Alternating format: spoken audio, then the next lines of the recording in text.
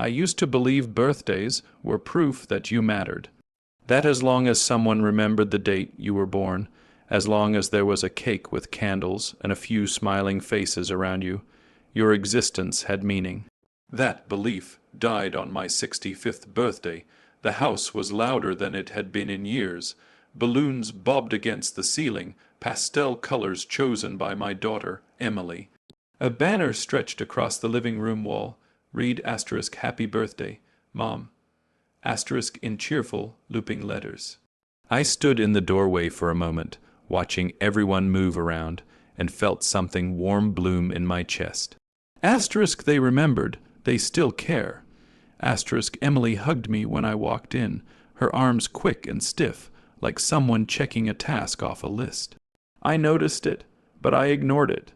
Mothers learn to excuse their children's moods. We turn distance into stress, silence into busy, coldness into they don't mean it. The guests were mostly her friends, her husband's coworkers, neighbors who waved at me politely but didn't really know me. Very few people asked how I was. No one asked what I wanted, but there was cake and music, and my daughter had planned it, so surely that meant something. I smiled until my cheeks hurt.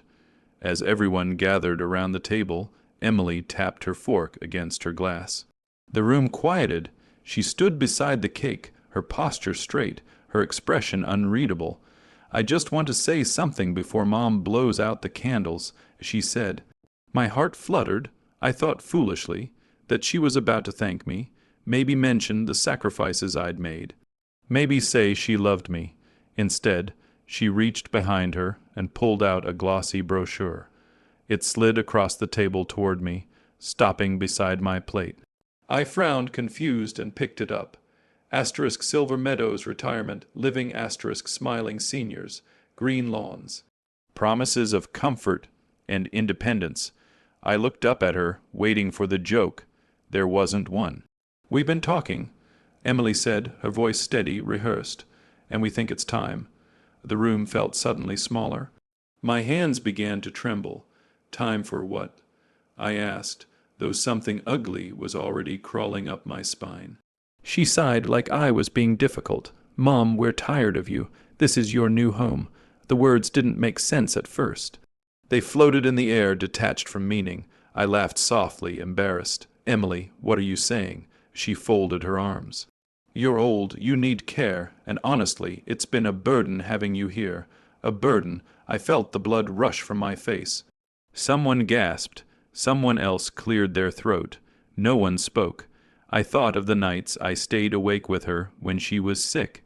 The years I worked double shifts so she could go to college debt. Free. The house I paid for. The bills I covered. The meals I cooked. The life I put on hold. And this was my thank you. I didn't know. I whispered. You never said you never listen, she snapped. We can't live our lives around you anymore.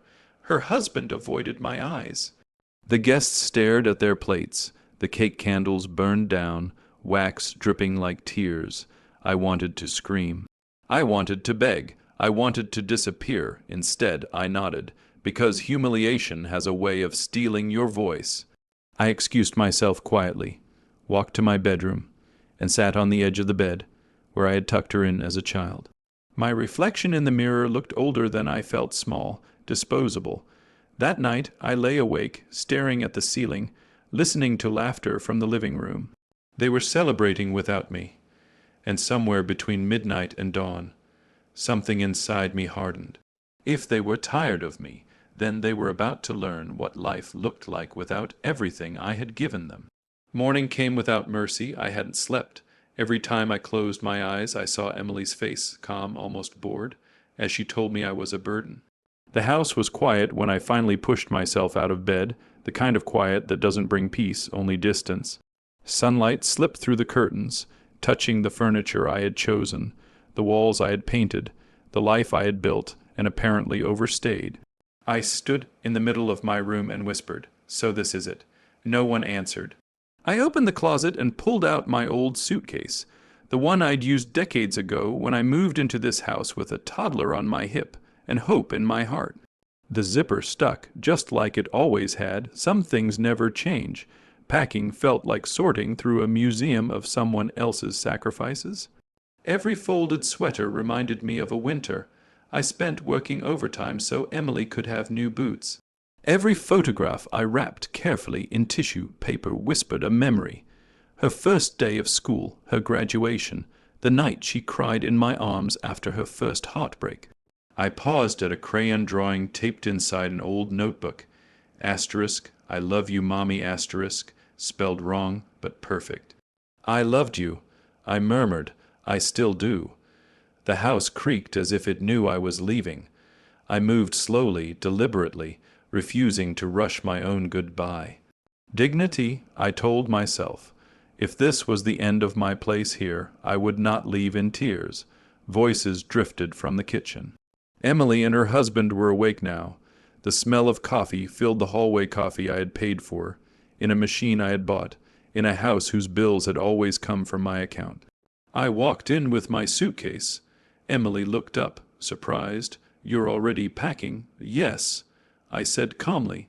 My voice sounded unfamiliar, steadier than I felt. She nodded, relieved. Good. Silver Meadows expects you this afternoon. I'll help you with the paperwork later. I set the suitcase down and met her eyes. There won't be any paperwork. She frowned. What do you mean? I said, choosing each word carefully, that starting today, I won't be paying the household bills anymore. The silence was instant and electric. Her husband froze mid-sip. Emily stared at me like I'd spoken another language. What? The mortgage, utilities, groceries, insurance. I continued. All of it, that was my responsibility because I lived here. Since you've decided I don't, it's no longer mine. Her face twisted. You can't do that. I tilted my head. I can, and I am. She slammed her cup onto the counter. Are you trying to punish me? No. I said quietly. I'm accepting your decision. Her voice rose, sharp and panicked. You're being selfish, after everything we've done for you. I almost laughed. Almost. I raised you alone. I replied. I paid for this house. I paid for your education. I paid so you could live comfortably while I aged quietly in the background. That was your job. She screamed. Her words landed harder than any slap ever could. My job ended. I said softly, when you told me I was a burden. She began pacing, hands in her hair, her voice cracking. You can't just leave us like this. I lifted my suitcase. You retired me from your life. I said, so I'm retiring from your responsibilities. For the first time since my birthday, I saw fear in her eyes, not for me, but for herself. I walked to the door without another word. My hand lingered on the knob, not because I doubted my choice, but because I needed one last moment to breathe. Then I stepped outside. The air felt different, lighter, somehow. I didn't know where this road would take me. I only knew one thing for certain. They had thrown me away, and they had no idea how much of their world they'd just lost with me. Silver Meadows was not the place I had imagined. When Emily slid that brochure across the table, I had pictured white walls, silence, and people waiting for their days to end. I arrived braced for loneliness, for the final proof that I had been discarded.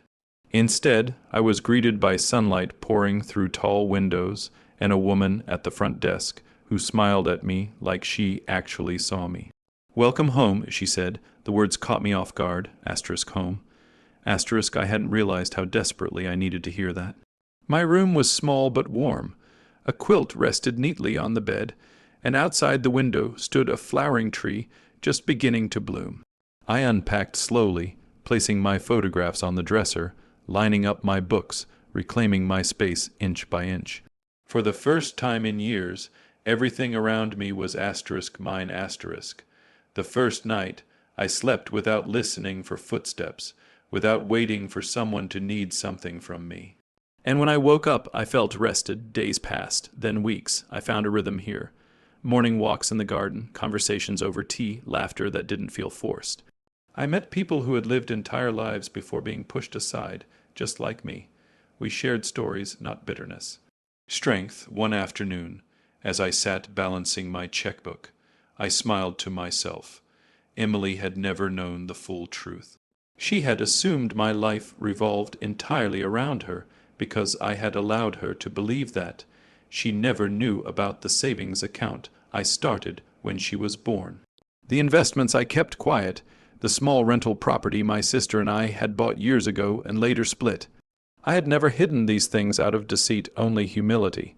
I believed family shouldn't count favors like currency. That belief had cost me. The calls started 2 months later. At first, I let them ring. Then curiosity won. "Mom," Emily's voice cracked through the phone, sharp with stress. "We need to talk." "About what?" I asked calmly, sipping my tea. "The bills," she said. "Everything's falling apart. The mortgage is overdue. The utilities, I told you," I said gently. "I wouldn't be paying any more." Her breath hitched. "You didn't mean asterisk all asterisk of it." I did. She drove to Silver Meadows the next day. She looked different, tired, frantic, stripped of certainty.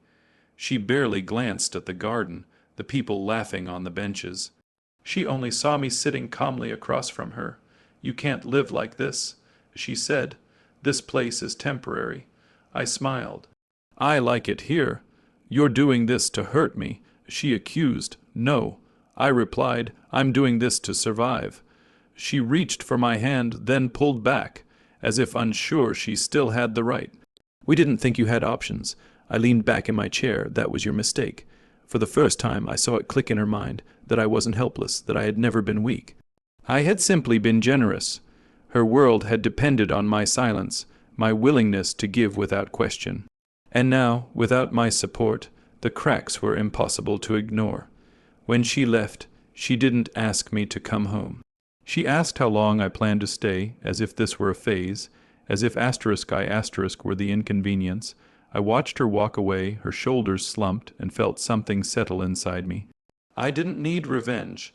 Life was already teaching her the value of everything she had taken for granted. And for the first time since my birthday, I felt free. Revenge, I learned, doesn't always arrive with raised voices or slammed doors. Sometimes it comes quietly, wrapped in peace. The months after Emily's visit passed gently.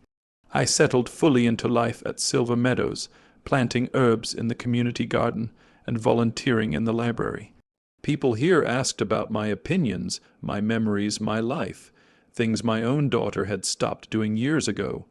I laughed more than I had in decades, and when I did think of Emily, it was no longer with aching longing, but with calm distance. Then came the letter. It arrived on a pale Tuesday morning, slipped under my door like an apology that didn't quite know how to knock. Emily's handwriting trembled across the envelope. *Mom, we need to talk. Please. I folded the letter neatly and placed it beside my tea. I didn't rush. Power, I had discovered, lived in choosing when to respond. When I finally agreed to meet her, it was on my terms. She sat across from me in the visiting room, her eyes red, her confidence gone. Gone was the woman who had called me a burden in front of guests. This was someone cornered by consequences. "We're losing the house," she said, voice breaking. "We didn't realize how much you were covering." "I know," I replied. She looked up sharply. "You knew." "I always knew," I said gently, "just like I always knew you thought I had nothing without you." Tears slid down her face. "I didn't mean it like that. You meant it enough to say it out loud." Silence stretched between us. "I'm not here to punish you," I continued, "but I'm also not here to save you." She flinched. "I spent my life making sure you never felt abandoned," I said. "And on my birthday, you abandoned me in front of strangers." She sobbed openly now. "I was wrong. I'm sorry.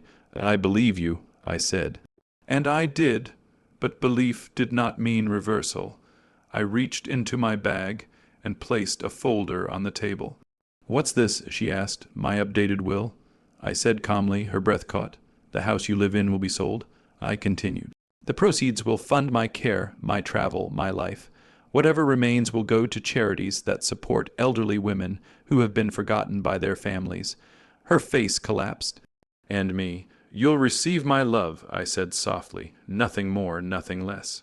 She stared at the papers, realizing the truth too late, that entitlement had blinded her, that she had mistaken generosity for obligation. "This isn't revenge," I said, standing. "This is balance." I walked her to the door. She reached out, hesitating. "Will you ever forgive me?" I paused. "I already have," I said, "but forgiveness doesn't mean surrender." That evening, Silver Meadows surprised me with a small celebration, nothing grand, just cake and laughter, and a candle lit for wishes. Someone asked what I wanted for the year ahead. I smiled. "Peace," I said, "and the courage to never shrink myself again." As the candle flickered out, I realized something beautiful. I had not lost my family. I had reclaimed myself. And that, I understood at last, was the sweetest revenge of all.